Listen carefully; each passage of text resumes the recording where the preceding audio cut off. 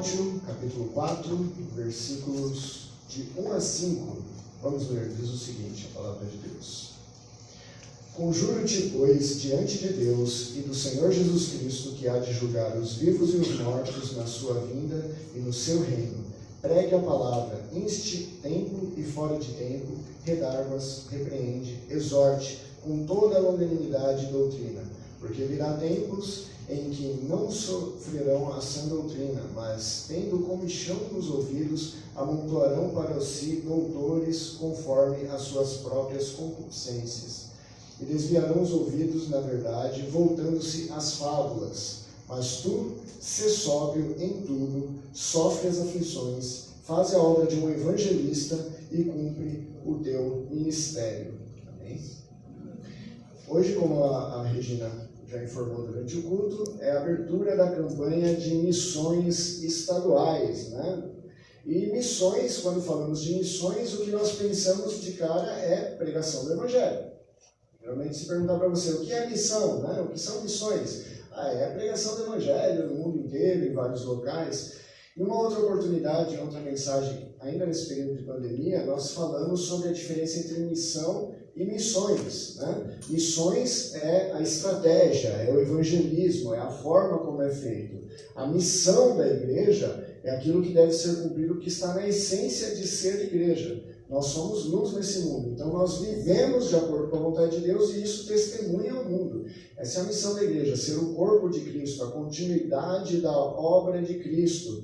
Então todos nós temos uma missão em si. Às vezes nós falamos de missões, nós pensamos logo no missionário que está na África, que está lá numa ilha na Ásia, que está lá no deserto, no Chile, né? Mas todos nós temos responsabilidades nas missões dadas por Deus, na missão dada por Deus. Nós, como corpo de Cristo, devemos servir a Cristo, viver como imitadores de Cristo e dessa forma o mundo conhecendo a palavra de Deus. A Bíblia diz, Paulo fala na carta aos Coríntios, que nós somos um corpo de Cristo. É uma analogia que ele faz para dar a ideia de que nós somos participantes da obra de Cristo.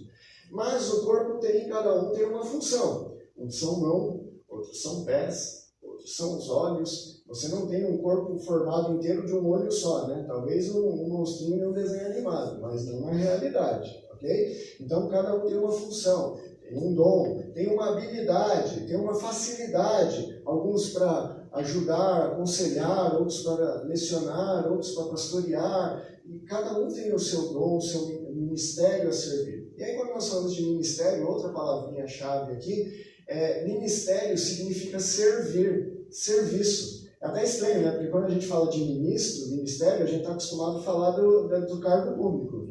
E aí a gente pensa ministro como o cara lá que ganha dinheiro e não faz nada, né? Mas ao contrário disso, a função de um ministro é servir ao povo, servir alguém. Então é um garçom. Então quando nós falamos que a igreja é dividida em ministérios, só tem um grupo, é o Ministério de Evangelismo, o Ministério de Educação Cristã, de Educação Infantil e assim por diante, você tem as pessoas que estão servindo em cada área do corpo da igreja. A igreja tem a sua missão aqui no bairro, no local. E cada membro tem a sua missão em servir a igreja, os irmãos e a sociedade, as pessoas também.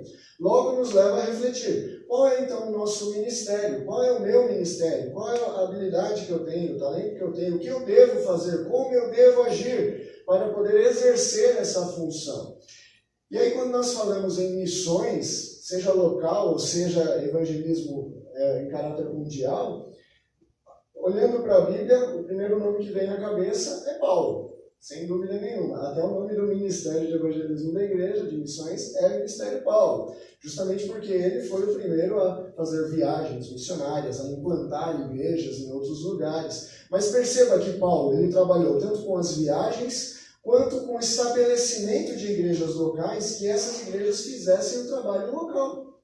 Ou seja, nós como igrejas, nós temos o nosso campo missionário, nós temos que viver o cristianismo. Aqui nós temos olha quantos missionários, olha em volta, olha para trás, olha do seu lado, olha quantos missionários tem aqui. Você quando sai por essa porta, você tem que testemunhar a Cristo. Você tem que viver o Evangelho. E dessa forma o mundo passa a conhecer a Deus, através da sua vida, através da minha vida. E Paulo, como um missionário, ele tanto estabeleceu igrejas em suas viagens, como ajudou a consolidar as igrejas, a ensinar como essas igrejas deveriam agir. E é o caso da carta ao Timóteo. Nas viagens missionárias de Paulo, que está lá em Atos, capítulo 19 e 20, numa dessas viagens, ele passa pela região de Éfeso. E ali na região de Éfeso, ele tem muitos problemas, porque a região era muito idólatra. E aí, o ponto central do comércio deles era a venda de imagens, era a venda de estátuas para adorar um deus local. Imagine assim, Éfeso era a Aparecida no norte da época de Cristo, lá da época do Novo Testamento. E aí o comércio local era vender santinho, era vender estatueta, né? Então era aquilo. Quando ele chega pregando o cristianismo, o evangelho, a não idolatria, o comércio começa a cair. E aí os empresários fazem o quê? Se juntam num teatro e começam a fazer uma reunião, a gente tem que dar um fim nesse camarada, ele está atrapalhando nossa economia aqui. Né? Junto os políticos, olha, esse cara está causando aqui. Isso você encontra em Atos 19 e 20, pode fazer a lição de casa depois. Né? E aí, nesse interim, a igreja local, aqueles que já haviam se convertido, percebem que o negócio vai ficar apertado, pega Paulo e leva ele embora. Fala assim, ó, vai embora daqui, foge daqui, porque eles vão querer te matar aqui. Só que Paulo, ao sair, ele deixa um de seus discípulos, alguém que estava na viagem com ele, que era Timóteo. E Timóteo fica ali naquela região. Quando Paulo está em Corinto, em outra cidade lá na região da Grécia, ele escreve a primeira carta a Timóteo. Escreve uma carta a ele dando conselhos do que o Timóteo deve fazer, como ele deve agir, mas dando a expectativa de que ele mesmo, Paulo, iria estar com Timóteo quanto antes para ajudar ele naquele problema que ele deixou para Timóteo, né? Uma cidade complicada ali. Timóteo era um camarada que apagava os incêndios ali para Paulo, né? Porque aconteceu isso ali, aconteceu em Tessalônica de novo, quando ele teve que fugir de Tessalônica, ele deixou Timóteo lá também com Silas. Mas ele manda a primeira carta falando assim, ó, vai resolvendo, fica firme porque eu volto aí. Mas acontece que Paulo ele foi preso na sequência. E na segunda prisão de Paulo, depois de um julgamento, depois de ser preso novamente, ele foi encaminhado para Roma para ser julgado perante César. E ali ele sabia que ele não ia voltar. Ele sabia que a morte era certa. E aí está o peso dessa carta de 2 Timóteo, segunda carta a Timóteo. Porque ele está escrevendo a Timóteo dizendo assim, olha, eu sei que eu deixei você de forma temporária para ir resolvendo, mas eu quero te falar uma coisa, eu não vou voltar, tá por sua conta agora, é você que vai cuidar dessa igreja aí. E aí ele traz alguns conselhos para Timóteo. O foco da carta é combate às heresias local, aqueles líderes local, organizar a igreja, então ele traz normas eclesiásticas, organização, como escolher líderes e tal, sobre a piedade cristã, como os cristãos devem agir, ter um cuidado na vida, mas tem todo aquele peso daquelas últimas palavras de Paulo para Timóteo. Já imaginou aquela coisa assim? Então vamos lá, o pessoal da educação cristã, Vinícius e Nathan, eu falo assim, ó, fica cuidando da educação cristã da igreja que eu vou ali e já volto, tá? Vou passar um mês fora e já volto. Aí eu mando uma carta para vocês e falo assim, rapaziada, ó, já era, é por conta de vocês. Então, aquelas palavras finais, é a última coisa que eu posso falar de conselhos. Né? Então, tem esse peso de conselhos de um líder, ou melhor, o líder que era Paulo, o missionário, para um missionário que era Timóteo, que era o seu discípulo e agora ia seguir a obra ali. Então, quando nós olhamos esse texto lido de 2 Timóteo 4, nós podemos encontrar pelo menos 3 grandes conselhos de Paulo para Timóteo, como um missionário local deveria se portar e agir. E o primeiro grande conselho que aparece aqui é uma ordem de pregue a palavra. Está muito claro aqui no primeiro e segundo versículo. Olha, eu conjuro, te rogo a você perante a Deus. Rogo a você perante a Deus é mais ou menos dizer assim, ó, pelo amor de Deus. É isso. Tá rogando perante a Deus. Perante o Senhor Jesus Cristo. Pelo amor de Cristo, meu querido. Que há de julgar, pregue a palavra. Esse é o foco. Pregue a palavra. Pregar a palavra é um dever prático e urgente e o primeiro, para todos nós. Nós devemos ensinar a palavra de Deus. Você não tem que ensinar teologia, você não tem que ensinar nada disso. Você tem que ensinar a palavra de Deus. Você tem que pregar a palavra de Deus.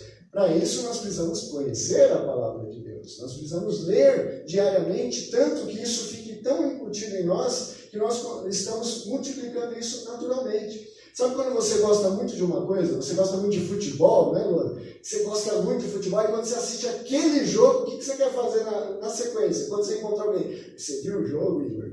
Nossa, você viu o atacante que ele fez? Tal. Você quer comentar, até é costume do brasileiro ter o terceiro tempo, né? Ficar ouvindo o rádio lá, os bate-papos, os comentários do jogo, porque você quer falar daquilo. Você viu um filme legal, você quer contar o que você viu. O cristão, ele deveria sentir vontade de falar sobre o que leu, sobre o que viveu na presença de Cristo. Sair daqui tão exultante da palavra de Deus, que quer chegar em casa para quem não veio no culto e falar, poxa, a mensagem hoje foi tão legal, olha o que Deus falou, o que Deus ensinou. É isso que nós precisamos buscar. Paulo fala para Timóteo aqui, ó, instes, ou seja, esteja preparado, pronto, a postos, dedicado a essa tarefa em todo o tempo. Seja tempo ou fora de tempo. Sabe aquele momento que não é um momento oportuno? Não, é um momento oportuno também. Agora não é o momento de falar de Deus. Todo momento é o momento disso. Esteja preparado para isso. Esteja sempre preparado. Para se alguém chegar para você e falar assim, por que eu devo amar a Deus? Aí você fala assim, poxa, agora eu não estava pensando nisso, eu estava pensando na prova ali que eu ia ter que fazer, eu estava pensando no meu trabalho, eu não sei te responder agora, posso estudar um pouquinho, depois eu te respondo? Você deve se alimentar ao ponto de estar transbordando, das pessoas quererem saber por que você ama a Deus, e por que devem amar a Deus, e por que tem que viver dessa forma.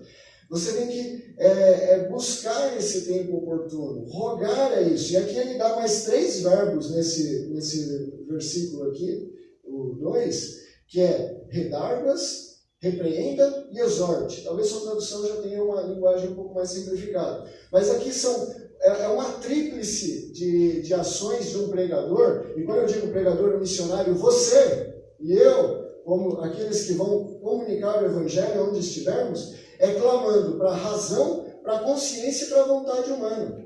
A razão é o pensamento, aquilo que eu acredito, aquilo que a minha inteligência, o que eu sei que é certo e é errado. Essa razão eu preciso redarguir, ou seja, eu preciso corrigir. Eu preciso ensinar as pessoas, olha, você está fazendo isso, mas está errado. Não é assim que se deve pensar. Você deve pensar de uma forma diferente. Mas nós devemos repreender. Isso é uma ação, um apelo contra a própria consciência. Olha, pensa direito no que você está fazendo. E que a sua consciência tem que pesar, porque você está errado. Não é assim. Mas você também tem que exortar, que é o quê? Um apelo à vontade. É dizer a vocês, irmãos, pregue a palavra. Vai trabalhar. Vai para a igreja. Vamos louvar. Vamos cultuar. Vai ler a Bíblia. Vai orar. Isso é exortar. Então, é um apelo tríplice aqui.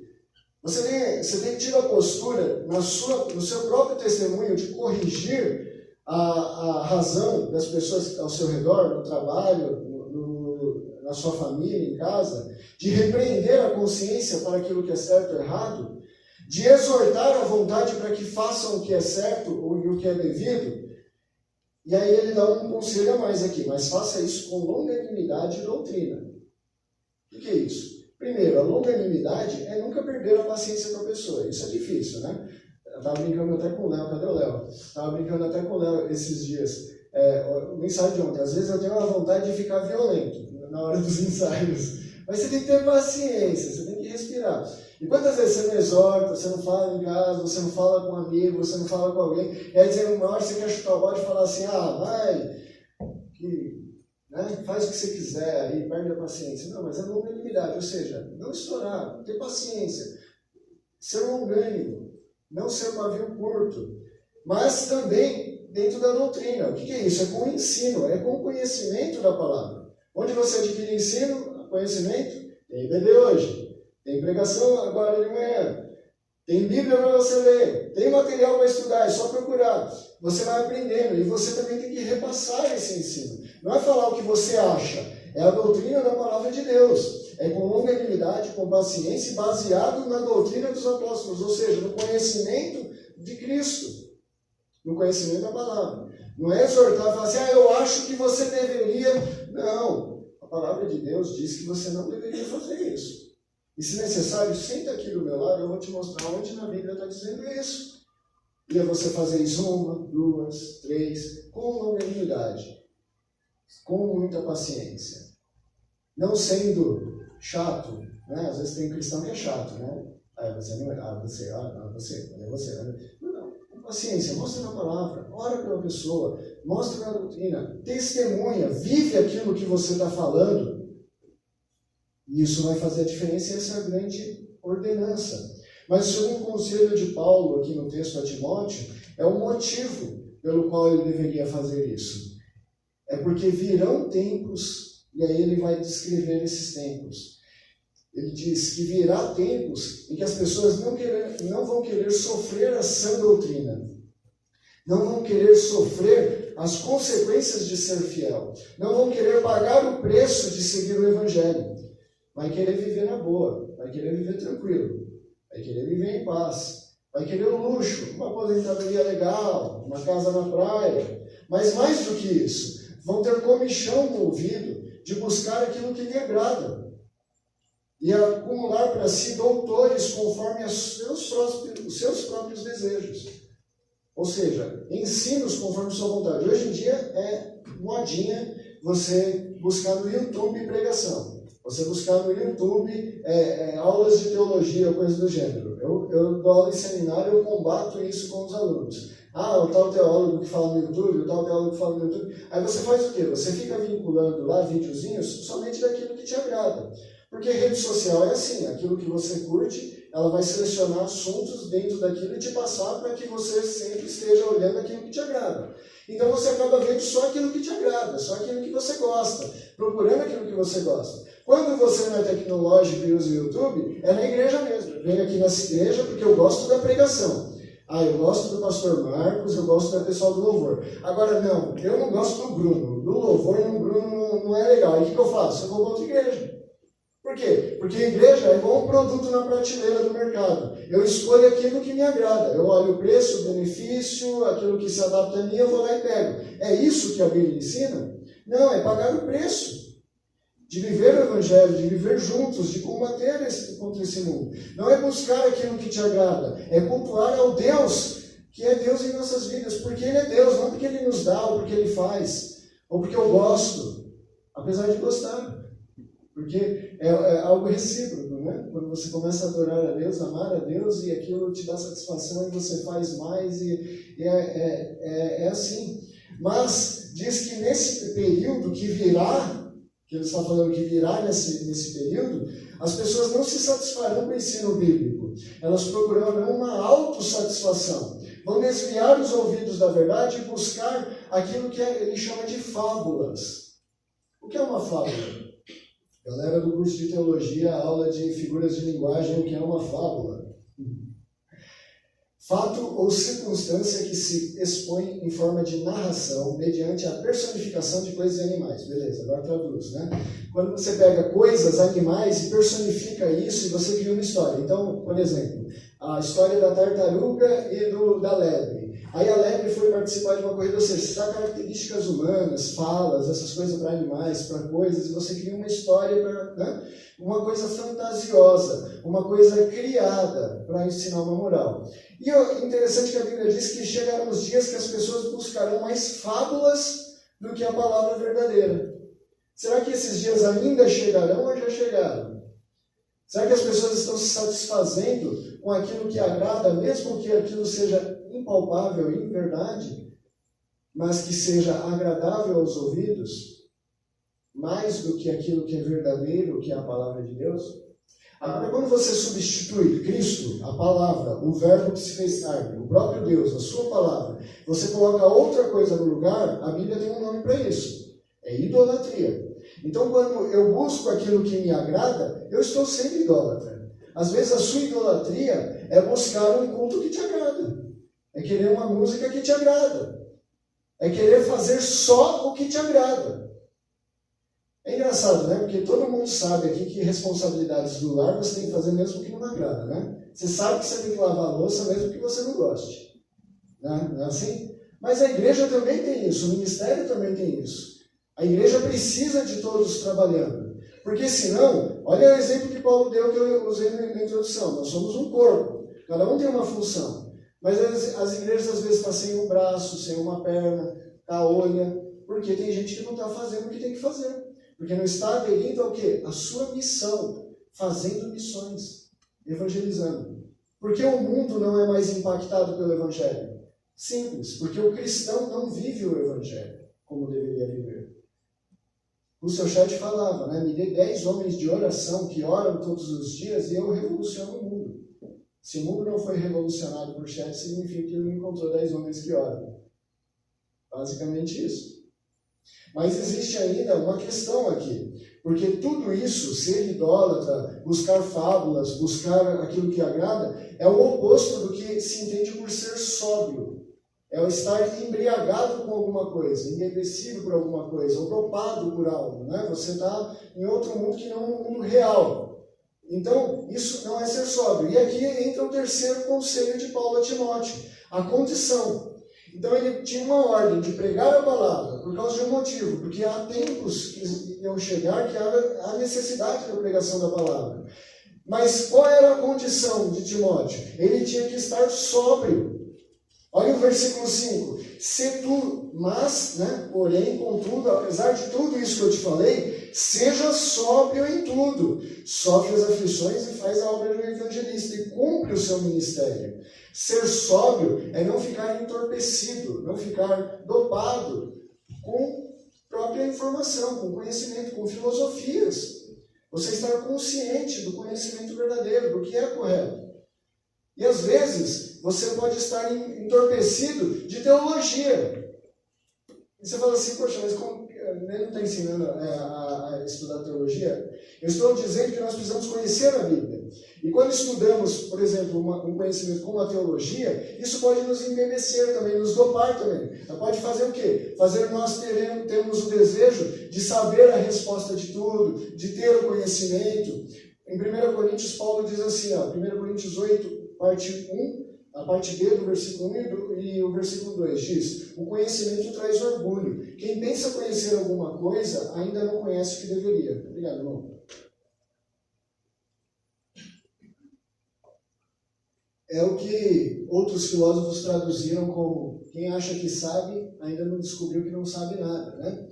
Então nós precisamos nos infiltrar no conhecimento da palavra. E o que é a palavra? A palavra não é simplesmente conhecimento, inteligência, é viver aquilo. A Bíblia não foi escrita para você conhecer ela foi escrita para você viver ela.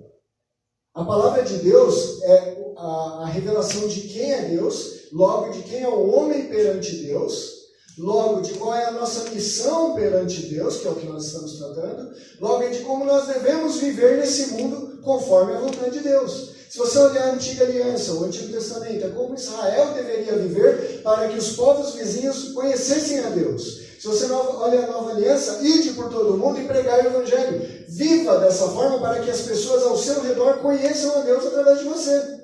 Então não é simplesmente você conhecer, é você viver. É você viver a pregação, só que isso vai trazer as aflições. Sofra as aflições de estar sóbrio, de estar consciente disso. Por quê? Porque pregar a palavra tem um preço.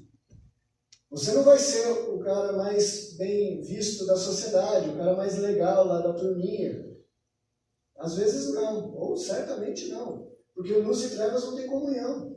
Talvez você pare de ser chamado para os almoços de família, os churrascos, onde todo mundo vai estar lá bebendo uma cerveja, assistindo futebol, porque você é aquele cara que dá um testemunho que não bebe e que age diferente. É o preço.